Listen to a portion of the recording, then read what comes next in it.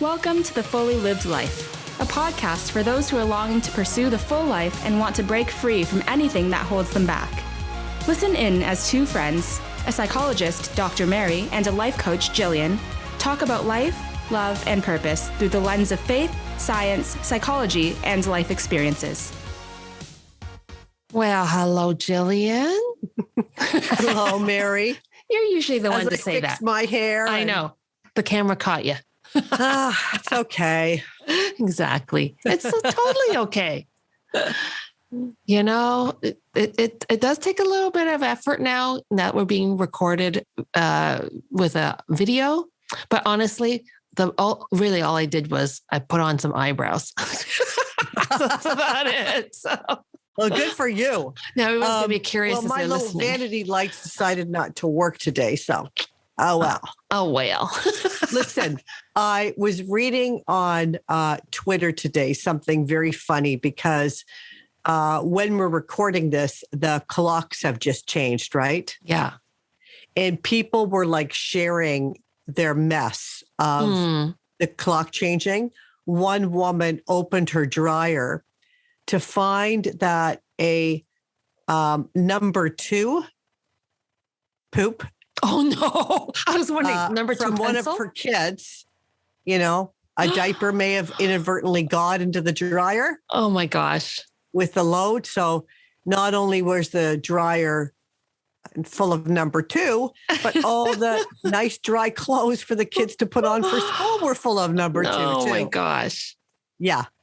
Okay. You know, and so I think a lot of people are experiencing like seasonal jet lag with the time change. You know, it's funny because my body does feel weird. It's only an hour, but I just feel kind of off. I know.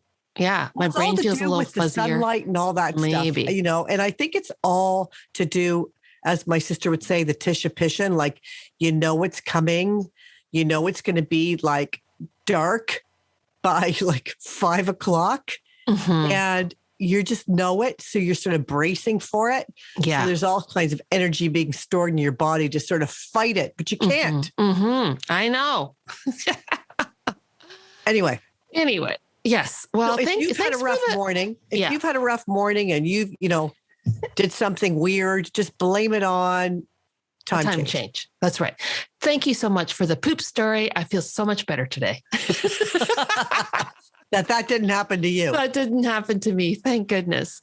Yeah. I was reading an article this morning. Actually, I was getting kind of fired up about it because it was talking about high functioning anxiety. Have you heard that term? Because I have now. Okay. Well, given that our last episode was talking about anxiety, and how that drives our performance. So there's this thing that is now, it's not a DSM legal, like formal term, but it's a term that's going out there. And I see the point of it because it is true. Many people who have this high functioning anxiety, you would never tell they're anxious because they're just such high performers. But really what's driving them is anxiety. Well, the reason why I was getting upset was it was almost like making it a positive thing that this is a good thing to do because it's high functioning. So we want to be high functioning, anxious people. I'm like, no, let's call it what it is. It's anxiety. Well, the other thing is if you have a high function anxiety, at some point you're going to have a high functioning crash. Exactly. Right. Exactly. Because if you're running on anxiety, you're running on adrenaline, you're running on the not enoughs and I got to do more and perfectionism and all that kind of stuff. So anyway, I'm not trying to shame people who may use the term. I'm just saying that if that is used to reinforce that behavior as if it's a good thing and it doesn't get you to address the underlying anxiety that causes you to do that. And also if you're getting affirmed by your boss or your parents or your school for that, please people, let's stop doing that. We can't keep driving at this pace. No. So anyway. So on the heels of that, I wish I remembered the company because I will not give them due justice. But I was listening to an interview on Friday, and it was talking about a company that since 2016 put in a no-fly zone around emails. So you cannot send an email prior to 7 a.m. Whoa. and after 7 p.m. Wow. So in the workday of 12 hours, you can send emails, but you cannot expect if you send an email at 6:58 for anyone to respond to it until after 7 a.m. the next day. Yeah. Which is already And a it was long a way day. to stop this. 12 hours is already a long day, frankly. It is a long day. Yes. But I mean, it's a global world now too, right? Yeah, true. That's true. But it was just a way of like stopping some of this ridiculous behavior. I agree. So forget it. So yes, I appreciate that. I definitely struggle with high functioning anxiety. I've now come to realize it.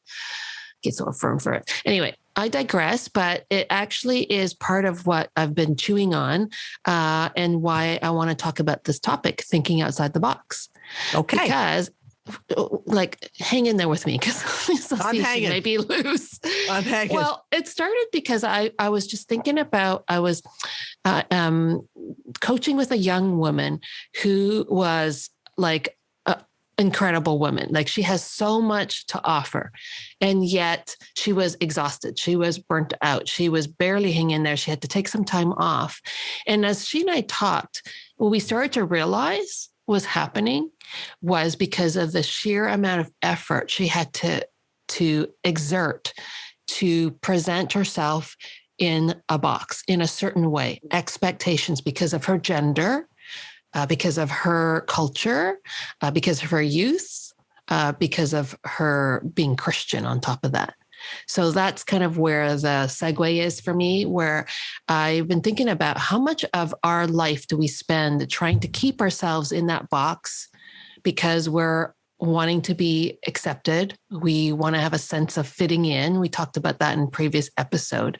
And if we were to like break free of that thinking and kind of be okay and actually embrace being unique and different outside the box, how great would that be?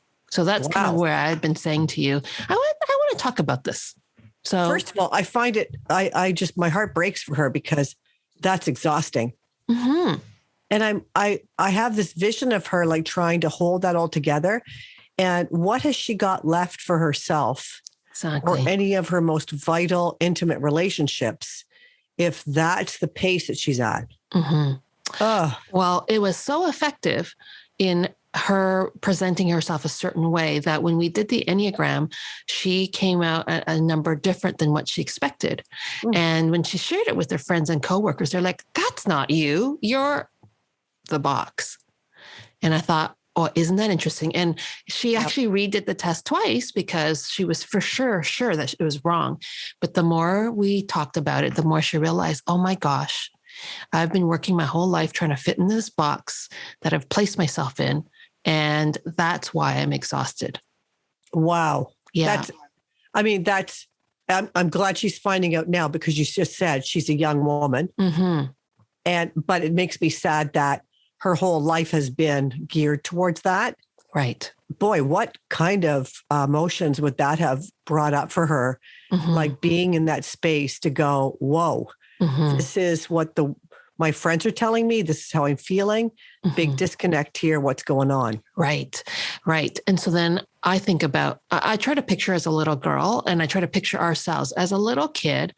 Our desire is for survival. We need to be loved and cared for. So we very quickly learn this is the way we're supposed to behave. This is what is considered good behavior. This is me being a good girl. And so we get lots and lots of information, and it may not be accurate, but it's the information we're getting. And so we then begin to do those things, and it works for us because it gets us the care or the affirmation or the approval or whatever it is that we're trying to seek. And then it becomes like so much a part of our identity that we don't even realize that we're in a box. So there's a great quote, and I'll probably totally misquote him, but what's the dude's name who does the Enneagram? He's Ross Hudson. And he says, He talks about the Enneagram, not because people say, oh, I don't want to be put in a box. He says, oh, no. The Enneagram doesn't put you in a box. It just shows you which box you're in so that you can break free from it. So this is the whole thing I want to talk about is what boxes have we put ourselves in or let ourselves be put in? Oh my goodness. So what kind of boxes, you just kind of quickly off the top of your head, what kind of box have you placed yourself in or allowed yourself to be placed in? Oh boy. Just talking about this yesterday. Mm-hmm. I'm the jackrabbit. The jackrabbit. Whoa. The jackrabbit. No, like it's interesting because one of the boxes I'm in right now in my own home is the jackrabbit. I kind of know where everything is. I spring into action. If I see something that needs to get done, I kind of do it. And it's like I have become the jackrabbit. Okay. So are this was a big in topic constant of conversation yesterday over lunch. So did you decide you were a jackrabbit or did somebody put you there or how did that happen? I assumed the jackrabbit role. Huh.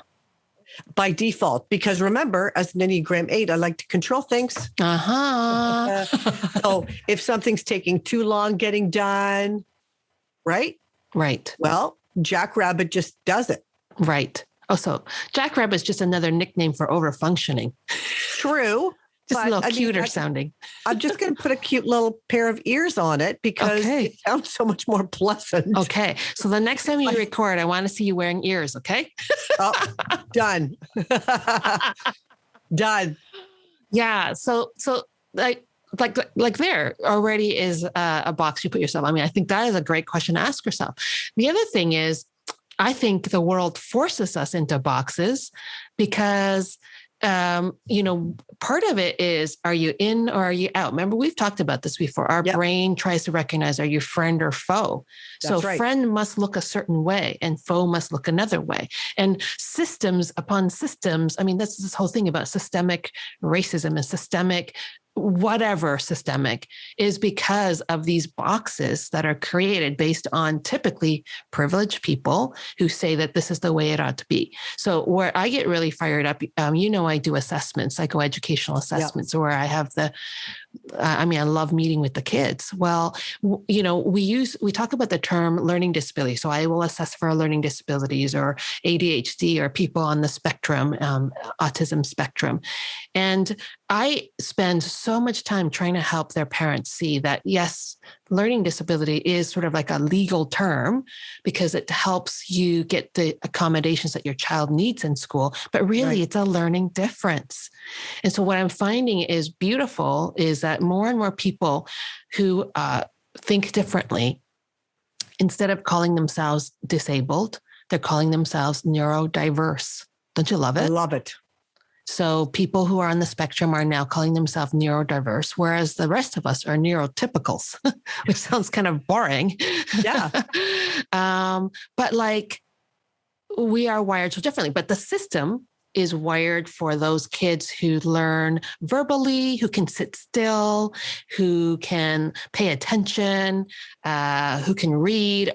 Well, most kids don't actually learn that way. But why is the system not changing to accommodate, other than calling these kids having learning disabilities so that they get the proper way of being taught? So the world itself creates these boxes. It does. And the pressure when you're a little kid to fit in the box, because clearly everybody is telling you that box is the best box. Right. That box is the desirable box. Right. And kids are being marked on it too. Like, how do you fit in this box is the mark you're going to get. That's right. So that is really, really tough. I know he won't mind me sharing this story, but when my son was in grade 5, we got this report, home from the teacher that Kellen wasn't doing very well. He was daydreaming, yada, yada, yada. Mm-hmm. And so we're like, okay, well, how do we help? So I'll tell you the box that he got put in that year. I think the teacher was convinced he had ADD or ADHD. Mm-hmm. And the other thing was the environment that he was in was a gong show. Mm-hmm. Okay. educator, I'm not slamming you. Okay. It was a gong show of an environment. He was in a portable. There were hamsters. There were fish tanks. Yeah. There was a fan going all the time. There were too many kids in the class. The class had been built for a male teacher who unfortunately was diagnosed with cancer, so couldn't come, and was replaced with a teacher who had a very, very soft voice, and very ultra soft. And so the kids couldn't hear her. Right. So he just tuned out. Yeah. Well, it turned out that he didn't have ADD or ADHD. He had something called auditory processing disorder, which meant that his brain was trying to figure out, I'm getting sounds from the hamsters, the fish tank, the fans, the teacher who has too soft a voice, the kids talking around me, the pencil sharpener, and my brain, which is not very developed at the moment, Right. trying to tell me all these sounds are so important that I should pay attention to all of them. All of them. Exactly.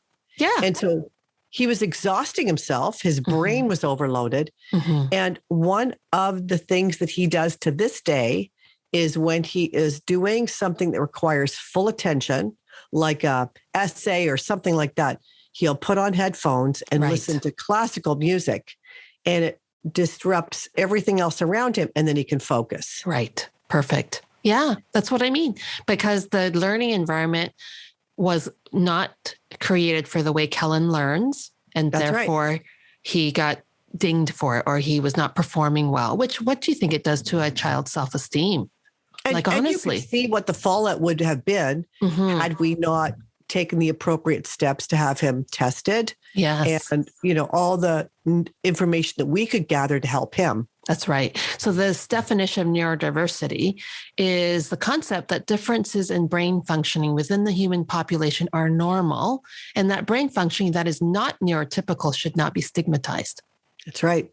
And so now, I'm not saying that there aren't true learning challenges, ADHD, being on the spectrum, ASD does come with some amazing gifts, but it also comes with some challenges. So there are things that can involve, like I said, challenges. But I think if instead of considering it sort of a medical or a deficit-based model, and it's more of a social model of disability, so it's like the environment hasn't adapted to adjust for all the various differences that we have. Right. Yeah. Then it helps us to kind of think about like as a society, what can we do to embrace people who are different and to help them see the beauty that they have and are in their differences. Yeah. And I think that carries over to so many arenas of life. It's not just the typical classroom, but it's any place where we have people together.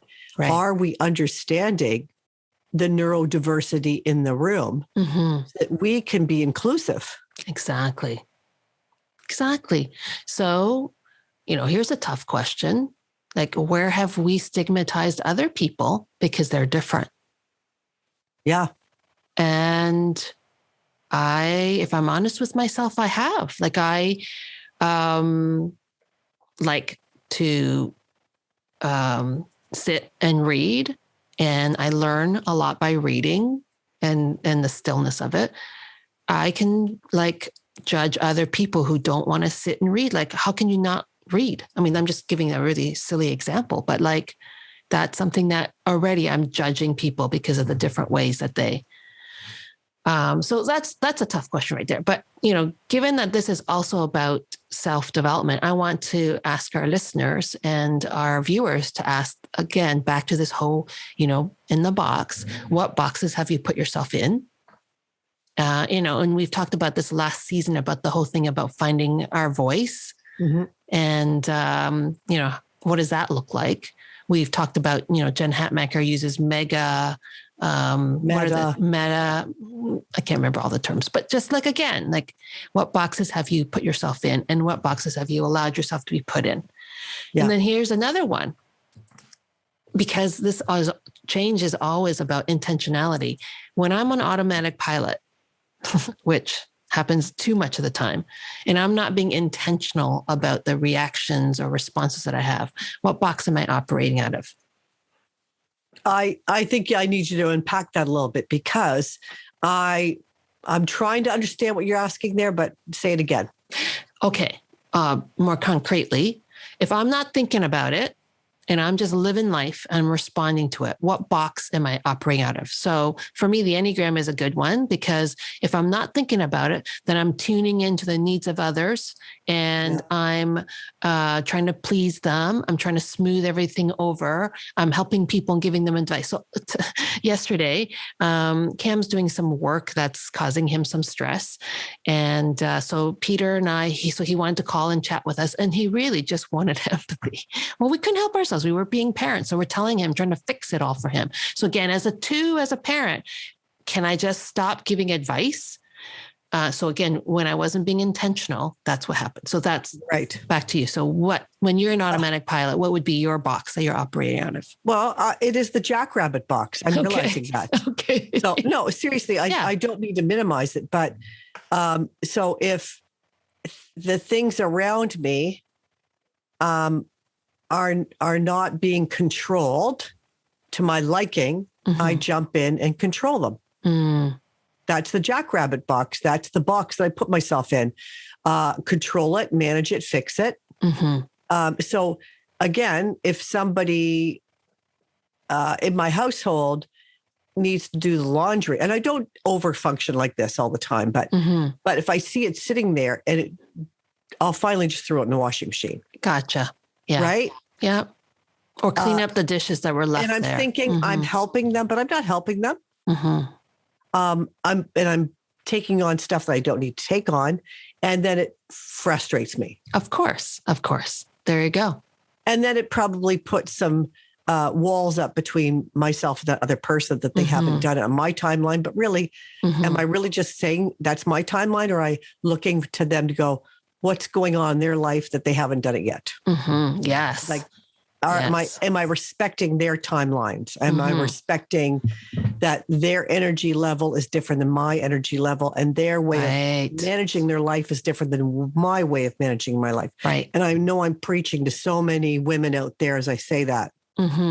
Yes. And that goes back to, how are we judging others and putting them in a box? Yeah. Am I judging that person by saying they're lazy because they're sloppy because they haven't done it on my timeline? Right.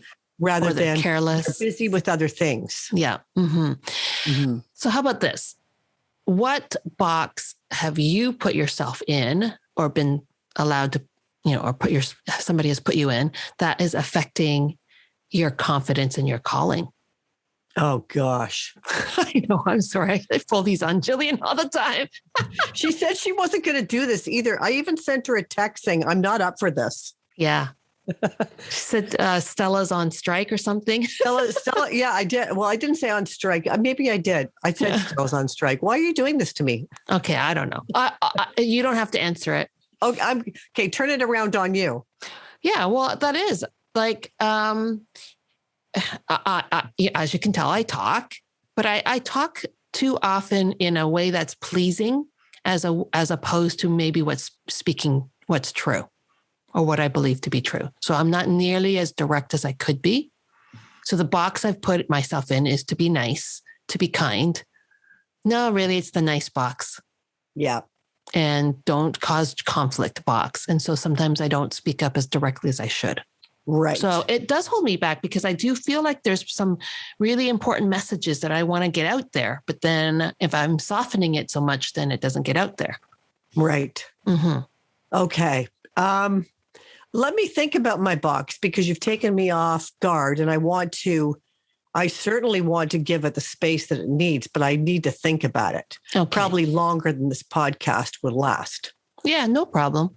I'll come back to you though. I promise I'll come back to our listeners about that. Okay, good. And I do put it out there because I'm asking our listeners to think about the same thing. So, when we talk about moving forward to your calling, or to the next thing, or that dream that you have, what's holding you back, and it could be a box. So you have to identify the box so that you can take the lid off the box. Right. Yeah. So I will say, just off the top of my head, I do think one of the boxes that I'm in, but I don't think I'm in, is the age box. Ah, okay. Tell me more. But so women my age, there is a thing that we tend to defer to younger. We tend to forget how much wisdom and life experience we have, or we kind of shut it down because we don't want to be, I told you so, or that kind of stuff. So I think that there's an age box that I've got a couple of body pieces in. Yeah. Not fully, but I think that's one that if I'm not careful, I could be in the box and just stop trying. Right. Yeah. Makes sense? Yeah, totally. See, like once you start down this road, there's a lot of boxes that we could think about. Oh, boxes and layers. Oh my gosh. Yes. Yikes. The other thing too that I wanted to mention is that science shows that, our thinking is very much a social activity. So how we think, our opinions is very, very influenced by the groups that we're in. Oh, yeah. So if you think about that, again, that need to belong is such a strong driver for us that it shapes the way we think about things. It just shapes our perspective on things. And so that we ultimately end up in a box. So here, I'll give you a very concrete example in my life. So I grew up with a very several generations of Christians, went to Christian school, did that whole thing, and then kind of walked away from God. And then when I came back to God in my early 20s, I wanted to be super Christian. So Christian in those days was, as a female, to be mild-mannered, to be gentle, to not get angry, to serve on 1,000 different committees. I mean, those were boxes that I was a part of. And my desire, I realize now how much of it was driven by my longing to belong and how I got myself into that place. So that's just an example. And so it is a social thing. And even my belief about how a woman's supposed to act was based on the group that I was belonging to and what I was being taught at that time and what led to what I perceived to be acceptance versus what might lead me to being rejected. Yeah. Well, I get that. And I remember, I'm a little bit older than you are, but I remember one of our local universities, which was a college at the time, which is kind of famous in the Christian world, was called the Ontario Bridal College because young, sweet Christian women went there to find a good Christian guy. Yeah. Not for aspirations for careers. No. Not for their voices to be heard. Yeah. But to marry a good Christian boy. Exactly. Right? That was a huge box. Like that was, where a lot of people I know went and for that purpose. And that's so sad. Like they didn't go to pursue education. I hope that they got a good one and they went on and pursued other things, but that was the box. Yeah. Yeah. So that's the question. We all have boxes that we've put ourselves in, or our background, or our history has put us in. And it could be gender, it could be race, it could be education, lots and lots of boxes. So the question for our listeners and our viewers is to think about all of that. So what circles have you been a part of? Think about it. Is it family circle? Is it church circle? Is it community circle? And think about those circles. And in each of those circles, what are the beliefs, the behaviors, and the ideology? Like, what is it as you think about it that is expected of you to be able to stay? So just coaching a young lady, she's heading back home to her family. She's going back into that box. And we had to talk about what does that mean for her, because there was a very sort of conservative expectations around what that box is. So think about your family, think about your workplace, think about your church, think about the soccer crew, whoever, just think about your neighborhood, your neighbors. Like there's lots of boxes, and who are you in each of those boxes? I think that's a fascinating question. Oh my goodness. Yes. And really then fascinating. And then when you think about the norms, that's what we're calling them, like essentially the beliefs, behaviors, ideology of the norms, who are the authority figures that shapes the norms? Is it your parents? Is it your boss? Is it the pastor? Yeah. And just, think about that. Like, chart it out, all these circles that you're part of and what those boxes look like for you. This is a very big project. It is, but I think, and it's going to take time because I'm only identifying these circles and these boxes even as I'm talking. But I think it's worthwhile because it's so shaped the way I think and react that if I don't know it, then that's a problem. Okay. Well, I'm going to work on this. And it sounds daunting. Can I also add, though, that in those circles, there are also really healthy circles, too, hopefully. Yes. So the circles where you feel most seen, most known, where you can be yourself fully, that's also part of it, too. Sounds good? And it actually might help you do some healthy pruning where when you see it, you go, you know what? I'm done with that. Like I can prune that. I can get rid of that box. Yeah. Okay. Because I don't need that box anymore. Yeah. Whoa. That sounds good. So, listeners, viewers, join us as we talk about these circles. I'm calling them circles and boxes. They're circles that we're a part of, but these circles put us in a box, and we're all about removing the lids from these boxes. Okay. Well, I'm looking forward to future conversations about this because this is a big one. Yeah, I agree. Yeah, definitely. All right. Thanks for tuning in. Okay. Thanks, all right. Mary. Bye. Bye. Thanks for listening to the Fully Lived Life podcast. We hope you found it encouraging and helpful. Be sure to follow or subscribe so that you never miss a new episode. And if you enjoyed our show, please help spread the word by sharing with your friends and family and posting on your social media. Thanks for listening, and tune in to our next episode.